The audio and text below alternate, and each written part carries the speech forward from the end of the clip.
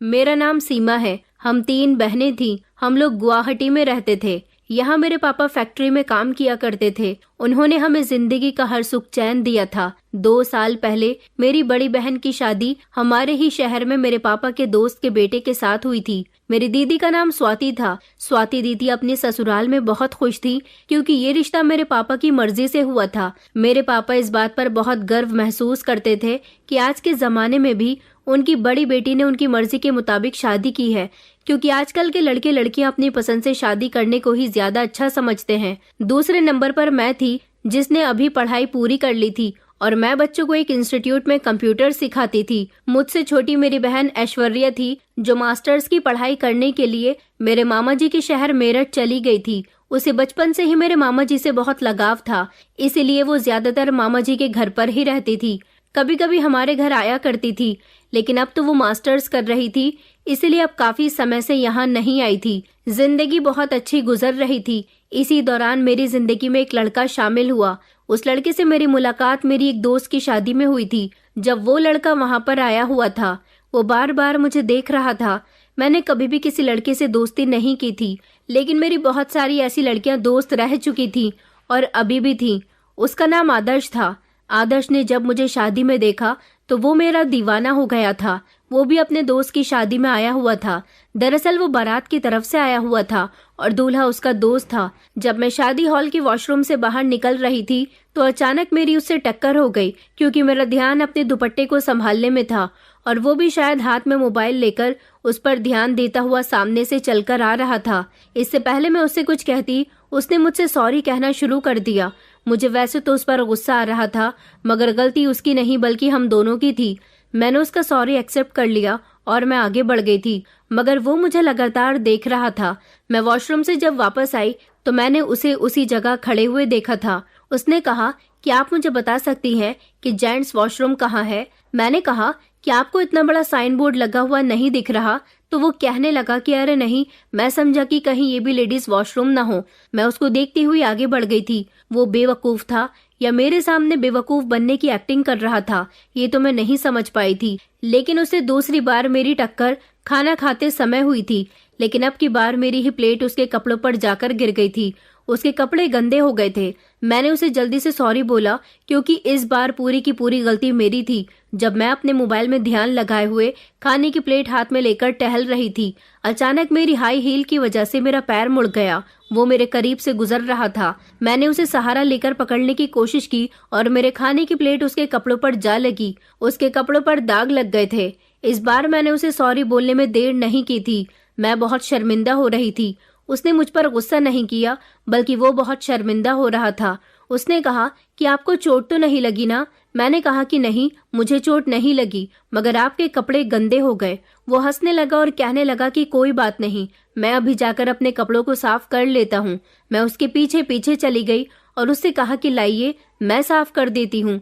मैंने अपना रुमाल पानी से गीला किया और जितना हो सका उसके कपड़ों से दाग साफ कर दिए, लेकिन फिर भी उसके कपड़ों पर पीलेपन के धब्बे नजर आ रहे थे। मैंने कहा कि मुझे माफ कर दीजिएगा, आपके कपड़े बहुत ज्यादा खराब हो गए। तो वो कहने लगा कि कोई बात नहीं, मैं यहाँ करीब में ही रहता हूँ, अभी जाकर कपड़े चेंज करके आ जाता हूँ। लेकिन काफी रात हो गई है, सोच रहा हूँ कि अब अपने घर ही चला जाऊँ। मैंने कहा कि आपने खाना खाया या नहीं? तो वो कहने लगा कि नहीं, मैंने तो खाना भी नहीं खाया, मुझे थकान हो रही है, अब मैं अपने घर जाऊंगा, कपड़े चेंज करके फिर आऊंगा। बस मन कर रहा है कि मैं अपने घर जाकर आराम करूं। मैं शर्मिंदा होने लगी थी। मैंने कहा कि सॉरी, मेरी वजह से ये सब हो गया। तो वो कहने लगा कि आपको परेशान होने की कोई जरूरत नहीं है, आपने ये सब जानबूझकर तो नहीं किया है ना? मैंने कहा कि अच्छा एक काम करते हैं, आप खाना खा लीजिए, उसके बाद आप चले जाना। वो कहने लगा कि कोई बात नहीं, मैं मार्केट से खाना ऑर्डर करके खा लूंगा। अब मेरे कपड़े ज्यादा खराब हो रहे हैं, इसलिए मैं यहाँ ज्यादा देर तक नहीं रुक सकता, वरना यहाँ मौजूद मेहमान मेरी मजाक बनाने लगेंगे। वो बेचारा वहाँ से उसी समय चला गया था। मुझे अफसोस हो रहा था कि वो खाना खाए बिना ही चला गया। थोड़ी देर बाद मैं भी अपने घर को वापस आ गई थी। हमारे घर का काफी खुला माहौल था। ऐसा नहीं था कि हमारे पापा ने हमें किसी कैद में रखा हो, मगर मेरे पापा हमसे फिर भी यही कहते थे कि मेरी दी हुई आजादी का तुम लोग कभी भी गलत फायदा मत उठाना। उधर मेरी बहन मेरठ में मामा जी के घर ही रहती थी और उनके घर ही रहकर अपनी पढ़ाई पूरी कर रही थी। लेकिन ये बात तय हो गई थी कि उसकी शादी मेरे मम्मी पापा ही करेंगे। 2-3 दिन इसी तरह से गुजर गए थे जब फिर से मेरा सामना उस लड़के से हुआ। मैं बस स्टॉप पर खड़ी हुई अपनी बस के आने का इंतजार कर रही थी, क्योंकि मैं ज्यादातर इंस्टीट्यूट जाने के लिए बस का ही सफर करती थी। वो सड़क पर मुझे नजर आया तो अब की बार उसने मुझे आवाज लगाकर हाय बोला था। मैंने कहा आप? तो वो कहने लगा कि जी, क्या आप किसी और का इंतजार कर रही हो? मैंने कहा कि मैं बस का इंतजार कर रही हूँ, मुझे अपने इंस्टीट्यूट जाने में लेट हो रहा है, बस अभी तक नहीं आई। वो बाइक पर था। कहने लगा कि अगर आपको कोई प्रॉब्लम ना हो तो मैं आपको आपके इंस्टीट्यूट तक छोड़ सकता हूँ। मैंने कहा कि अरे नहीं नहीं, बस आती ही होगी, मैं चली जाऊंगी। मगर वो बहुत जिद करने लगा और कहने लगा उस दिन के लिए आप मुझे अभी भी शर्मिंदा लग रही हो, तो अपनी शर्मिंदगी दूर करने के लिए ही आप मेरा कहना मान लो, मुझे अच्छा लगेगा। अब उसकी ज्यादा जिद करने पर मैं उसकी बाइक पर बैठ गई थी। मैंने देखा था कि वो बहुत खुश नजर आ रहा था और फिर उसके बाद उसने मुझे मेरे इंस्टीट्यूट ड्रॉप कर दिया था। वो कहने लगा कि आप यहाँ पर जॉब करती हो? यहाँ तो मेरा दोस्त भी जॉब करता है। मैंने कहा कि अच्छा, और फिर मैं मुस्कुराते हुए इंस्टीट्यूट के अंदर आ गई थी। वो मुझे जाते हुए बड़ी दूर तक देखता रहा था। अभी मैं उसको सिर्फ इतना ही जानती थी, लेकिन अब धीरे धीरे मेरा टकराव उससे बढ़ता ही जा रहा था। 2-3 दिन बाद फिर से मैंने उसे बस स्टॉप पर देखा। आज भी बस लेट थी और फिर वो मुझे इंस्टीट्यूट छोड़ने चला गया था और अब धीरे धीरे हम दोनों के बीच बातचीत शुरू हो गई थी। हम दोनों ने एक दूसरे से अपने अपने मोबाइल नंबर भी शेयर कर लिए थे। वैसे तो बातों बातों में पहले उसने ही मुझसे मेरा नंबर मांगा था। उसका नाम आदर्श था। हम दोनों एक दूसरे के साथ खूब बातें करने लगे थे।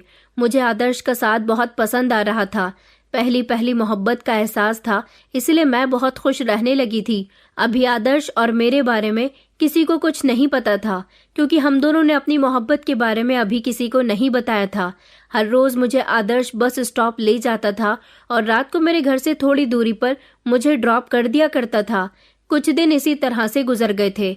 एक दिन मेरे पास ऐश्वर्या की कॉल आई। ऐश्वर्या मुझे महीने में 1 या 2 बार कॉल कर लिया करती थी। वो गुस्सा हो रही थी। कहने लगी कि दीदी, आजकल आप भी तो मुझसे बात नहीं करती, आखिर आपको हो क्या गया है? अब मैं उसे क्या बताती कि मैं आदर्श के साथ ज्यादातर बिजी रहती थी। मैंने उससे कहा कि तुम घर कब आ रही हो? वो 1 हफ्ते के लिए गुवाहाटी आ रही थी। मैं ये खबर सुनकर खुश हुई थी।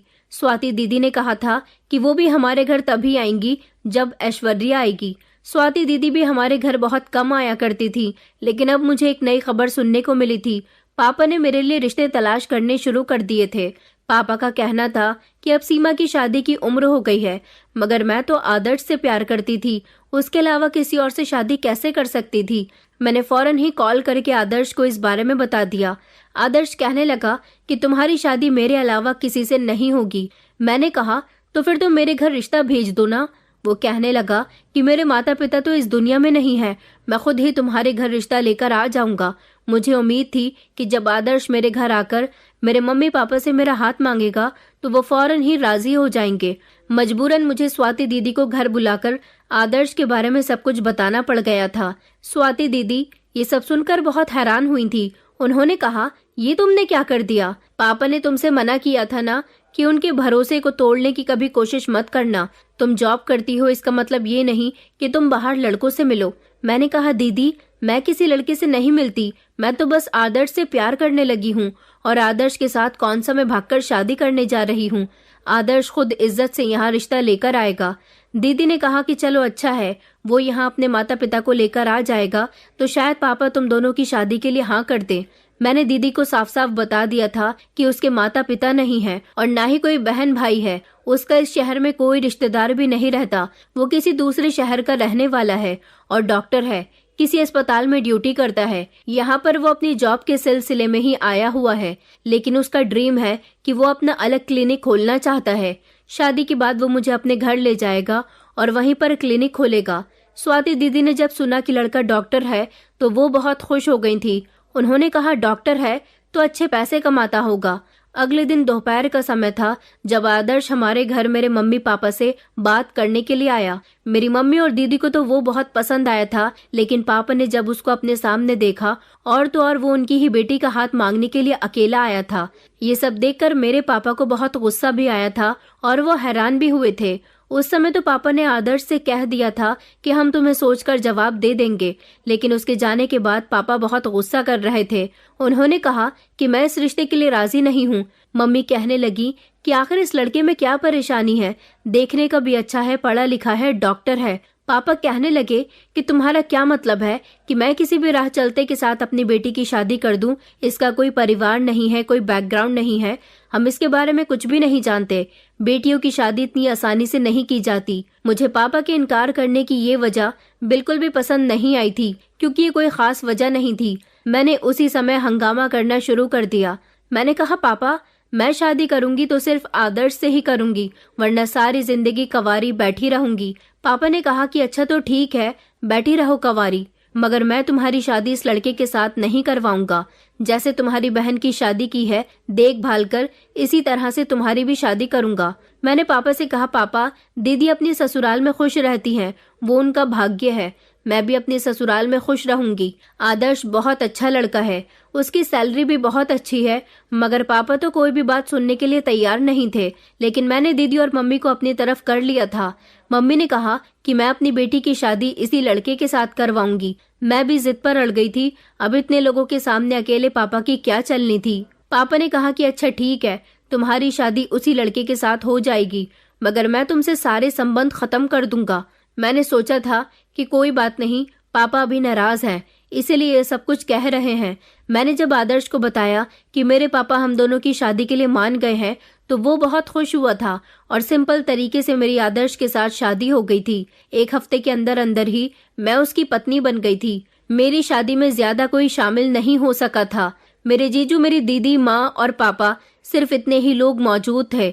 यहाँ तक कि ऐश्वर्या को भी हमने नहीं बुलाया था। ऐश्वर्या को जब ये सब पता चला तो वो बहुत नाराज हुई थी, लेकिन अभी उसके आने में बहुत समय था और अक्सर वो घर तभी आती थी जब उसके कॉलेज की छुट्टियां होती थी। उसके आने के चक्कर में अगर पापा का फैसला बदल जाता तो मैं क्या करती। वैसे भी मेरे पापा बड़ी मुश्किल से कोई फैसला करते थे। मेरी शादी तो आदर्श के साथ जैसे तैसे हो गई थी।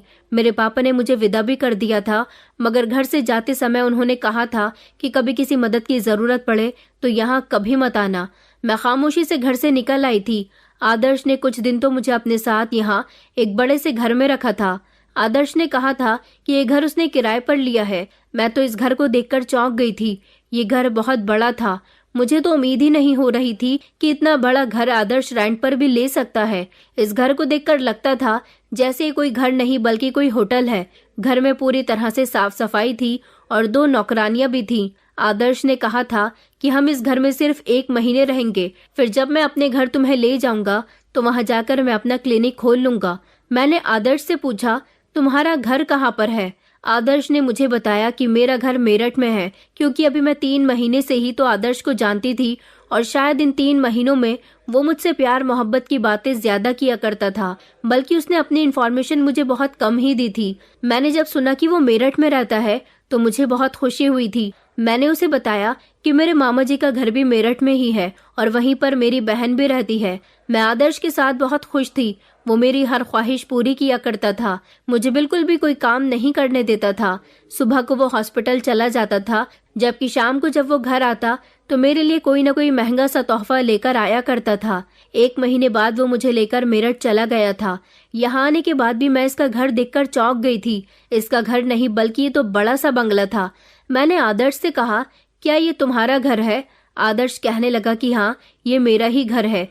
मेरे दिमाग में अचानक से ना जाने क्यों एक सवाल पैदा हुआ था जो मैं आदर्श से करना चाहती थी, मगर उस समय उसकी खुशी देखकर नहीं कर सकी थी। वो सवाल ये था कि ये आदर्श का इतना बड़ा बंगला था और उधर गुवाहाटी में उसने मुझे बड़े से घर में रखा हुआ था। अगर उसके पास किसी चीज की कोई कमी नहीं थी तो फिर उसे नौकरी करने की क्या जरूरत थी? वो क्यों गुवाहाटी अस्पताल में जॉब करने के लिए गया था? उस समय मैं खामोश रही थी, लेकिन कुछ दिनों बाद मैंने बातों ही बातों में जब आदर्श से ये बात पूछी तो आदर्श ने मेरी बात को ध्यान से नहीं सुना था। ऐसा लग रहा था जैसे वो मेरी बात इग्नोर करने की कोशिश कर रहा है। कुछ दिन मैं इसी तरह से आदर्श के साथ रहती रही। मैं बहुत खुश थी। वो मेरी हर ख्वाहिश को पूरी किया करता था। उसने घर में मेरे लिए हर तरह की आसानियां मौजूद की हुई थी। उसकी बड़ी सी गाड़ी भी थी। मैं यही सोचती थी कि जब उसके पास ये सब कुछ है तो उसे कोई बहुत बड़ा बिजनेसमैन होना चाहिए था, या फिर उसे अपना अलग क्लिनिक खोलने की या अस्पताल में जॉब करने की क्या जरूरत है, बल्कि उसका तो खुद का अपना अस्पताल होना चाहिए था। और वो मेरी बातों का जवाब मुझे सही तरीके से क्यों नहीं देता था। यहाँ आने के बाद मैंने आदर्श के अंदर बहुत सारे चेंजेस महसूस किए थे।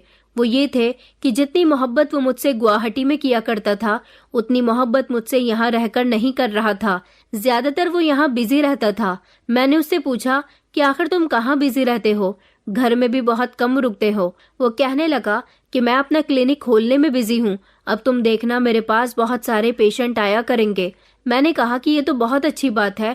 अब मेरा पति अपने क्लिनिक पे पेशेंट को देखने लगा था। मेरे पति ने क्लिनिक कहाँ खोला था ये तो उन्होंने मुझे नहीं बताया था, और न ही वो मुझे अपने साथ लेकर जाते थे।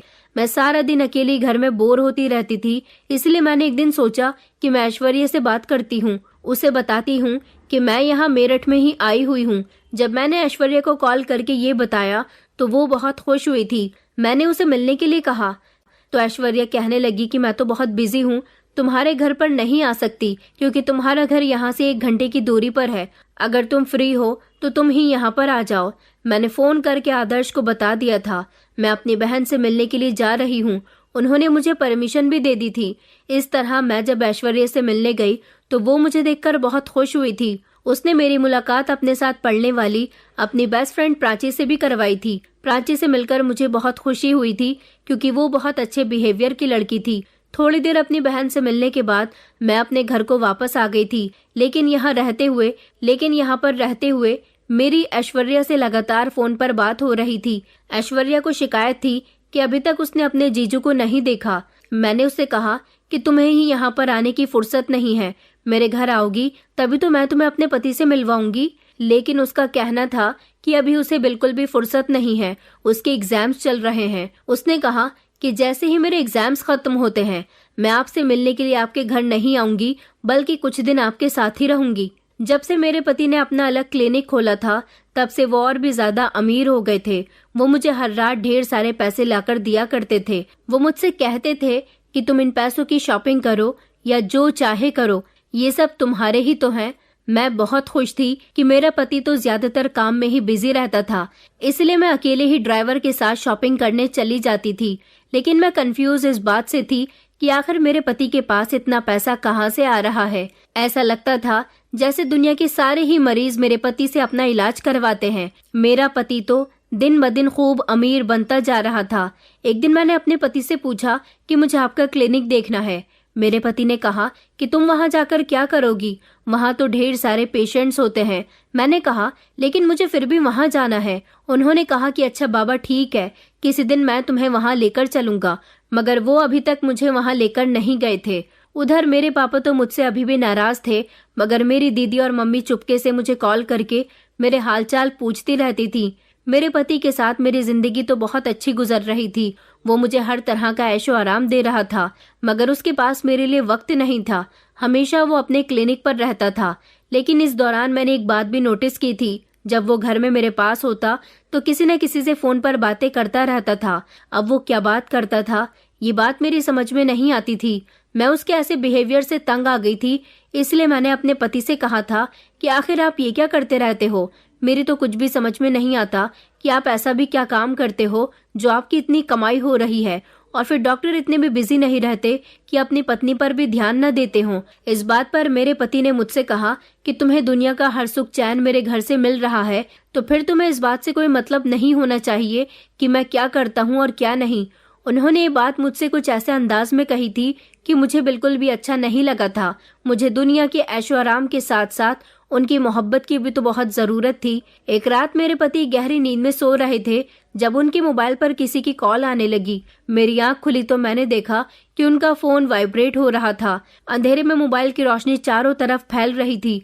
मैंने खामोशी से अपने पति का मोबाइल उठाया और उसका लॉक खोलकर चेक किया तो कॉल कट चुकी थी। लेकिन मैंने देखा कि उनके मोबाइल में बहुत सी लड़कियों की फोटोज थी।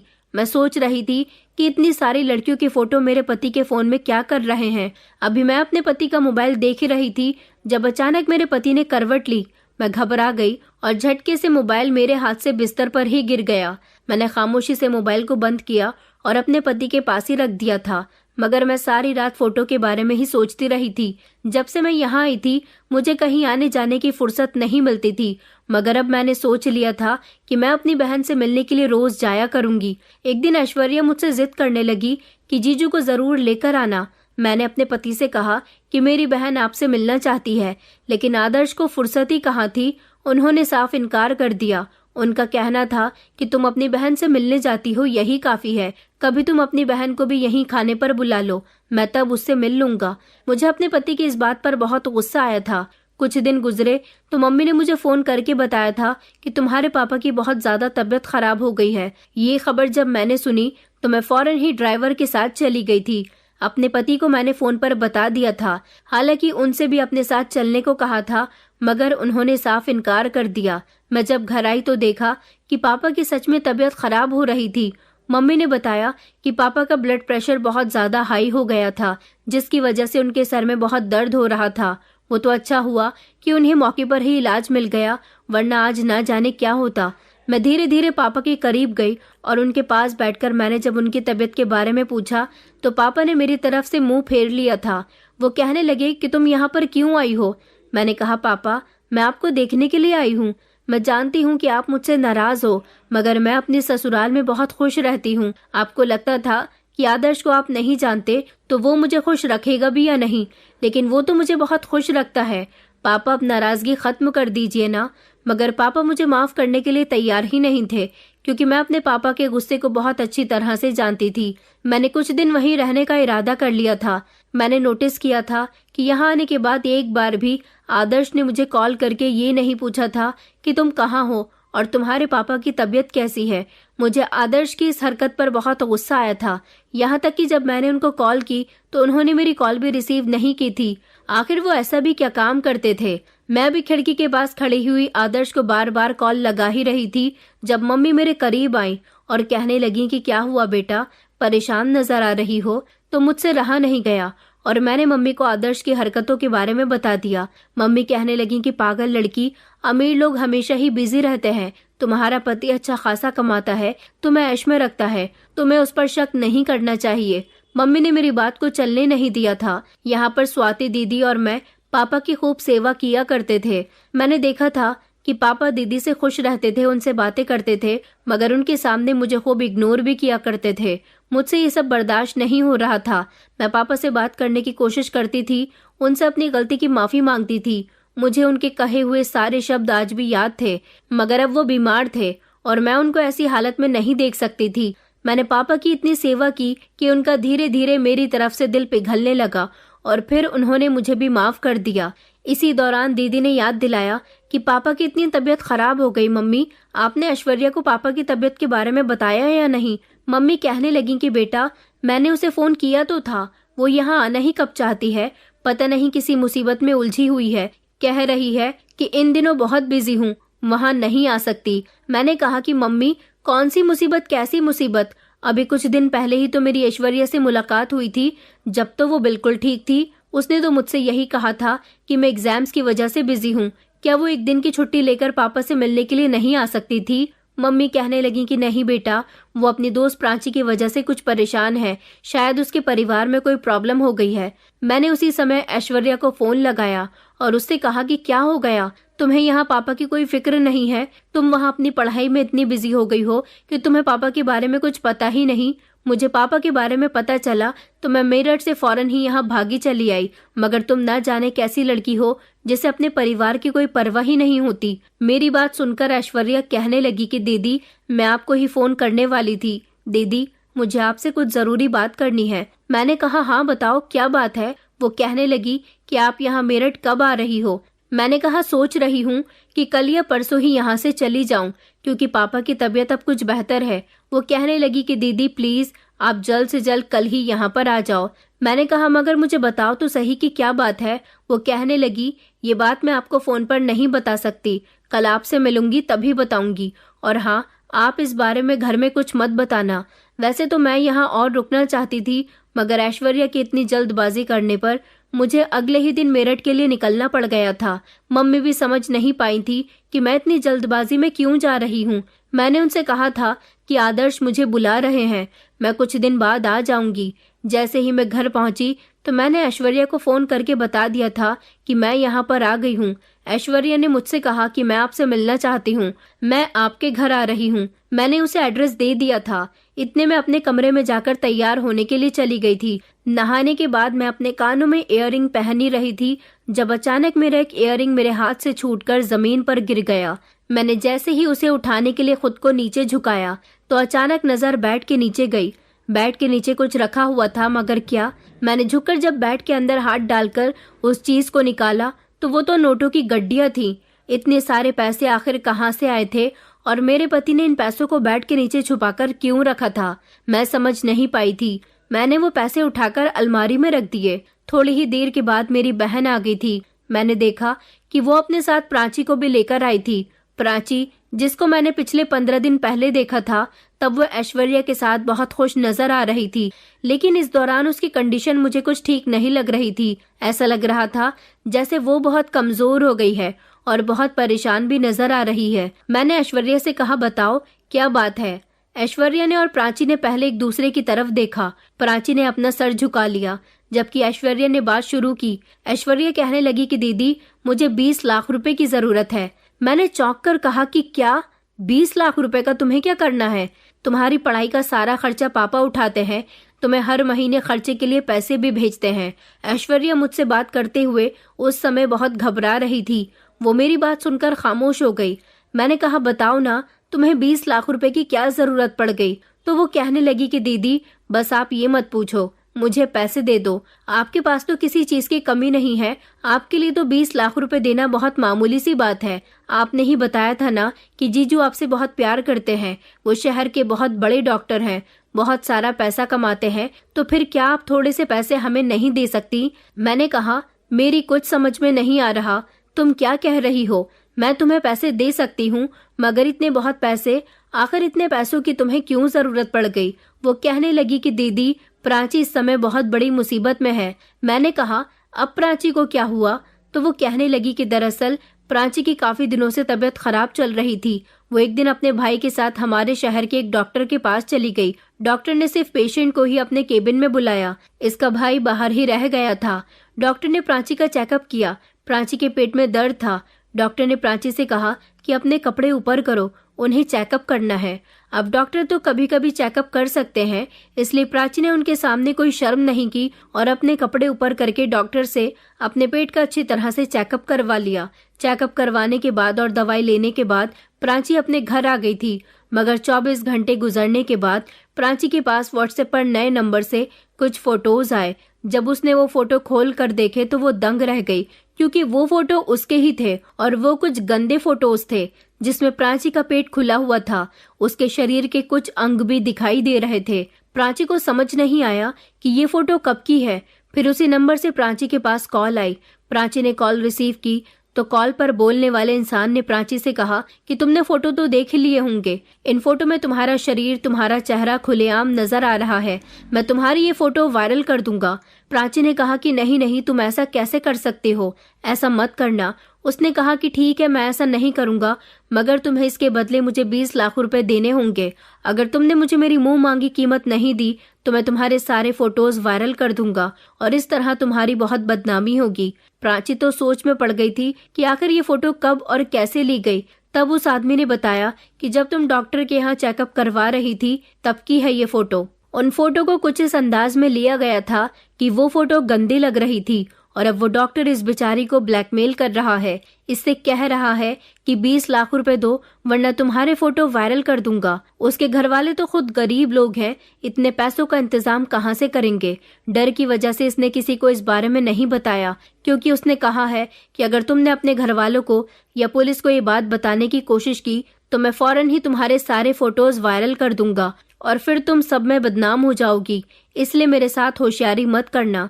दीदी, मैं मामा जी से भी पैसों का नहीं कह सकती, क्योंकि इतने पैसों का इंतजाम वो भी 2 दिन में नहीं कर सकते।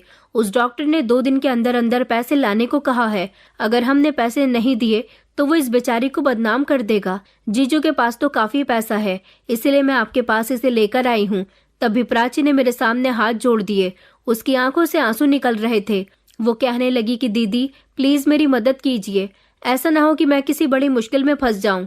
मैं तो उसकी बात सुनकर एक गहरी सोच में चली गई थी। मेरे पास उससे कुछ भी कहने के लिए शब्द नहीं थे। मैंने कहा कि देखो, मेरे पास इतने पैसे नहीं है। वो कहने लगी, तो फिर आप अपने पति से ले लीजिए ना, वो हमारी मदद तो कर सकते हैं। मैंने कहा, ये डॉक्टर तो बहुत ही खतरनाक है। मुझे उस बेचारी पर दया आने लगी। मैंने कहा, चलो मैं तुम्हारी मदद कर दूंगी। वैसे भी मेरे पति के पास काफी सारे पैसे थे। मैं उसी समय अपनी अलमारी के पास गई। पहले तो मेरी आंखों के सामने वही पैसे आ गए जो मुझे बेड के नीचे से मिले थे, मगर मैंने उन्हें हाथ नहीं लगाया और तिजोरी से 20 लाख रुपए निकालकर उन्हें दे दिए। ये पैसे मेरे पति के थे। मेरे पति की तिजोरी हमेशा पैसों से भरी रहती थी। वो बैंक में अपने पैसे नहीं रखता था। वो दोनों खुशी खुशी वहां से चली गई थी। मैंने कहा, मगर तुम लोग उसे ये पैसे कैसे दोगी? क्या वो तुमसे ये पैसे लेने के लिए आएगा? प्राची कहने लगी कि हाँ, वो हमें कहीं मिलने के लिए बुलाएगा। मिलकर ही वो हमसे पैसे लेना चाहता है। मैंने उन दोनों को अपने घर से भेज दिया था, मगर मैं बड़ी परेशान थी कि आखिर कोई डॉक्टर इतना कैसे गिर सकता है। मैं यही सब कुछ सोच रही थी। इसी तरह रात हो गई। मैं अभी स्टोर रूम में मौजूद थी जब नौकरानी ने आकर मुझे बताया कि मालकिन, मालिक घर आ गए हैं। मैंने नौकरानी से कह दिया था कि आदर्श आ जाएं तो मुझे बता देना। मैं जल्द ही स्टोर रूम से बाहर निकली और कमरे की तरफ जाने लगी, जब अचानक मेरे कदम कमरे के दरवाजे पर ही रुक गए थे। आदर्श किसी से फोन पर बात कर रहे थे। वो कह रहे थे कि पैसों का इंतजाम हो गया है ना, तुम तो बहुत समझदार लड़की हो। मेरे साथ ज्यादा होशियारी करने की कोशिश मत करना। कल सेंट्रल पार्क में आ जाना, मैं वहाँ तुम्हारा इंतजार करूंगा। और हाँ, अपने साथ किसी को लेकर मत आना, तुम अकेली ही वहाँ पर आना, वरना याद है ना कि तुम्हारे फोटो अभी भी मेरे पास हैं। वो फोटो तभी डिलीट होंगे जब तुम मुझे पैसे देकर चली जाओगी और मेरे हाथ में रकम आ जाएगी। कल सुबह ठीक 6 बजे तुम सेंट्रल पार्क में आ जाना। उस समय पार्क में सुनसान होती है। मेरे पति ने बात पूरी करने के बाद मोबाइल बंद कर दिया था। इतनी ही देर में मैं कमरे के अंदर चली गई।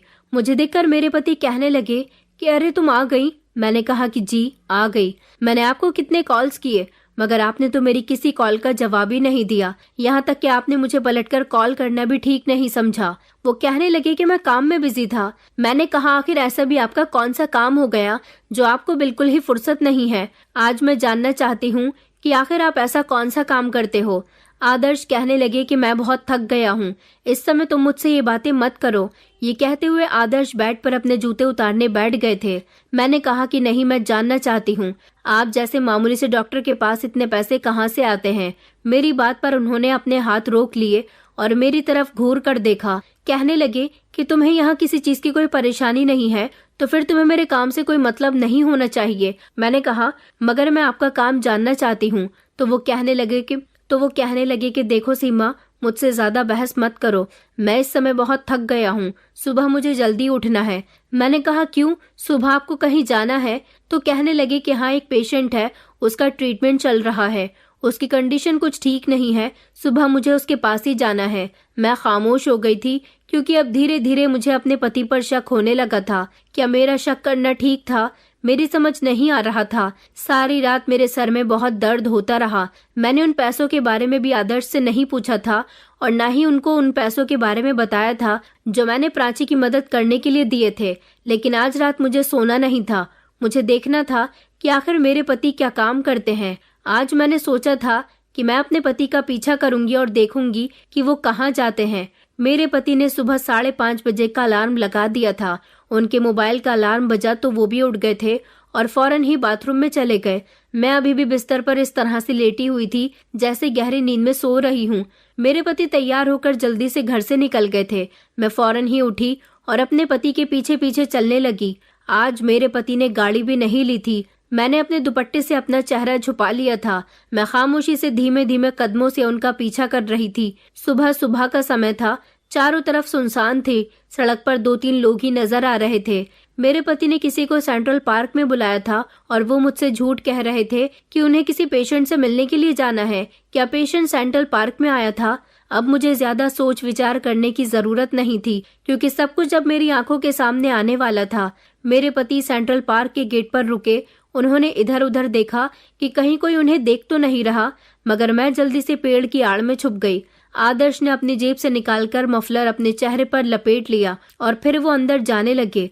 मैं भी उनके पीछे पीछे चली गई। वो एक पेड़ के नीचे खड़े हो गए। मैं उनको दूर से खड़े हुए देख रही थी। उन्होंने अपनी जेब से मोबाइल निकाला और वो इधर उधर देखने लगे। मोबाइल उन्होंने अपने कान पर लगा लिया था और फोन पर बात करने वाले इंसान से वो कह रहे थे कि तुम कहाँ हो? मैं यहाँ इधर बच्चों वाली स्लाइड के पास खड़ा हुआ हूँ, पेड़ के नीचे। मैं भी इधर उधर देख रही थी कि आखिर कौन है जिनसे ये मिलने के लिए आए हैं, और उन्हें अपना चेहरा भी छुपाना पड़ा। लेकिन मेरी नजर अचानक प्राची पर पड़ी, जिसके हाथ में छोटा सा बैग था, और वो उसे लेकर धीमे धीमे चलते हुए मेरे पति के सामने आकर खड़ी हो गई। ये सब देखकर तो मेरे होश ही उड़ गए थे। प्राची ने वो पैसे मेरे पति को दे दिए। ये सब देखकर मैंने अपने मुंह पर हाथ लगा लिया। क्या जो मैं आज अपनी आंखों से देख रही थी वो सब सच था? क्या वो डॉक्टर जो प्राची को ब्लैकमेल कर रहा था वो मेरा ही पति था? मेरा पति ही था, क्योंकि ये सब कुछ अब मेरी आंखों के सामने था। वो उस पेड़ के पास से हट गए थे और उन्होंने प्राची को इशारा दिया था कि वो बैग वहीं पर छोड़ दे और खुद वहां से चली जाए। जब प्राची वहां से चली गई तो मेरे पति ने वो बैग उठाया और वो जल्दी से वहां से फरार हो गए। ये सब देखकर मेरी आंखों में आंसू आ गए थे। मैं फौरन ही वहां से भागकर निकल आई थी, और जैसे ही मैं घर आई तो मेरी आंखों से आंसू नहीं रुक रहे थे। मुझे यकीन नहीं हो रहा था कि आदर्श ऐसे इंसान है जो लोगों को ब्लैकमेल करते हैं। डॉक्टर तो मरीजों के लिए भगवान समान होता है, मगर मेरा पति तो एक हैवान बन चुका था। अब मुझे समझ आया था कि मेरे पति के फोन में लड़कियों के फोटोज क्या कर रहे थे। मैं समझती थी वो उनकी मरीजों के फोटो हैं, मगर वो तो अपने पेशेंट के गलत तरीके से फोटो खींचकर उनको ब्लैकमेल कर रहे थे, उनका गलत फायदा उठा रहे थे, और उनकी जितनी भी काली कमाई है वो सब उनकी अपनी नहीं बल्कि उन्हीं बेबस लड़कियों से लिया हुआ पैसा है। लेकिन मैं अपने पति की यह हरकत खामोशी से बर्दाश्त नहीं कर सकती थी।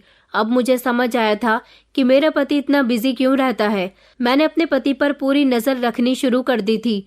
मेरे पति वो पैसे लेकर कहाँ गए थे ये तो मैं नहीं जानती थी। उनका क्लिनिक कहाँ था ये भी मुझे नहीं पता था। लेकिन अब मैंने हर कदम पर उनका पीछा करना शुरू कर दिया। मुझे अपने पति के खिलाफ अब कुछ भी करके सबूत इकट्ठे करने थे और उनको रंगे हाथों पकड़वाना था। मैं ऐसे इंसान के साथ जिंदगी नहीं गुजार सकती थी जो इतना घटिया इंसान हो। मुझे एहसास हो रहा था कि मेरे पापा ने जो कहा था वो बिल्कुल ठीक कहा था। हमें किसी भी राह चलते इंसान पर भरोसा नहीं करना चाहिए। इंसान का बैकग्राउंड उसके शरीफ होने की पहचान होता है, इसलिए हमें उसके बैकग्राउंड के बारे में पता निकाल लेना चाहिए। मगर मैं तो इस इंसान की मोहब्बत में इतनी अंधी हो चुकी थी कि मैंने हमेशा इस पर अंधा विश्वास किया। मेरा पति जब भी घर आता तो मैं उस पर नजर रखती कि वो क्या करता है, किससे बात करता है। दरअसल मेरा पति सारा दिन मरीजों को देखता है। जवान और खूबसूरत लड़कियां जब उसके क्लिनिक पर आती हैं तो वो उन्हें फंसाने की पूरी तरह से कोशिश करता है। यहाँ तक कि उसने अपने केबिन में कैमरे लगवाए हुए हैं। जब जब वो लड़कियों का चेकअप करने के लिए उनके करीब जाता, उनके शरीर के अंग को अच्छी तरह से चेक करता। उसी समय कैमराज में सब कुछ रिकॉर्ड हो रहा होता। लड़कियों का नंबर उसे दवाई के पर्चे से ही मिल जाता, क्योंकि लड़की अगर पेशेंट होती है तो रिसेप्शन पर ही पर्चे पर उसका मोबाइल नंबर भी लिख दिया जाता है। मेरा पति बहुत चालाक था और बड़ी चालाकी से इस काम को अंजाम दे रहा था। मैंने ये सब कुछ प्राची और ऐश्वर्या को बताया। मैंने प्राची से माफी मांगी कि तुम्हें ब्लैकमेल करने वाला इंसान कोई और नहीं बल्कि मेरा पति है। मैंने प्राची से कहा कि मेरे पति ने अब क्या कहा है, वो तुम्हारी फोटो डिलीट कर देगा या नहीं। प्राची कहने लगी कि हाँ, उन्होंने फोटो तो डिलीट कर दिए और पैसे लेने के बाद उन्होंने कोई कॉल भी नहीं किया। उसने मुझे शुक्रिया अदा किया कि आपकी वजह से मैं बहुत बड़ी मुश्किल से निकल आई हूँ। ऐश्वर्या कहने लगी कि दीदी, अब आपको जीजू की हकीकत पता चल गई है तो क्या करना है। मैंने कहा कि मैं अपने पति की हकीकत दुनिया के सामने लाना चाहती हूँ। मैं प्राची ही नहीं बल्कि प्राची जैसे उन सारी लड़कियों को बचाना चाहती हूँ जो मेरे पति की हरकतों का शिकार हो रही हैं। इस तरह मेरा पति बहुत पैसा कमा रहा है। उसका पैसा कमाने का ये बहुत गलत तरीका है। मैं उसे रोकना चाहती हूँ। ऐश्वर्या कहने लगी, मगर दीदी कैसे? मैंने कहा, तुम इस सब में मेरी मदद करोगी। ऐश्वर्या चौंक कर कहने लगी कि मैंने कहा कि हाँ तुम। मेरा पति तुम्हें नहीं जानता और अब जैसा मैं कहूँ तुम्हें वैसा ही करना होगा। ऐश्वर्या पेशेंट बनकर मेरे पति के क्लिनिक पर चली गई थी। वहाँ रिसेप्शन पर रिसेप्शनिस्ट ने जो जो इन्फॉर्मेशन मांगी वो सारी ही इन्फॉर्मेशन मेरी बहन ने दे दी थी। काउंटर पर फीस के पैसे भी जमा कर दिए थे और पर्चे पर मेरी बहन का नंबर भी नोट कर लिया गया था। मेरी बहन भी जवान और खूबसूरत लड़की थी। ऐश्वर्या मेरे पति के केबिन में गई तो मेरा पति उससे पूछने लगा कि आखिर आपको क्या परेशानी है। ऐश्वर्या ने कहा कि कि मेरी कमर में और पेट में बहुत दर्द है, तो वो उसे पर्दे के पीछे लेकर चला गया। उसने ऐश्वर्या से लेटने के लिए कहा। ऐश्वर्या लेट गई और उसने धीरे धीरे उसके पेट से कपड़े उठाने शुरू किए। वो मेरी बहन को अलग अलग जगह से छू भी रहा था। मेरी बहन से ये सब कुछ बर्दाश्त नहीं हो रहा था, मगर फिर भी उसे सब कुछ सहना था, क्योंकि हमें सबूत के साथ इस इंसान को पकड़ना था। उसने ऐश्वर्या के साथ जो करना था किया, मगर अब हम ऐश्वर्या के मोबाइल पर उसकी कॉल आने का इंतजार कर रहे थे। उसने मेरी बहन से 25 लाख रुपए की रकम मांगी थी, क्योंकि वो मेरी बहन के कपड़ों का अंदाज देखकर समझ गया था कि वो पढ़ी लिखी और किसी अमीर घर की लड़की है, क्योंकि मेरी बहन हमेशा से ही स्टैंडर्ड कपड़े पहनती थी। मेरी बहन ने उससे फोन पर बात करके नाटक किया कि उसकी फोटो वायरल ना करे, लेकिन आदर्श ने ऐश्वर्या से भी वही सब कुछ कहा जो प्राची से कहा।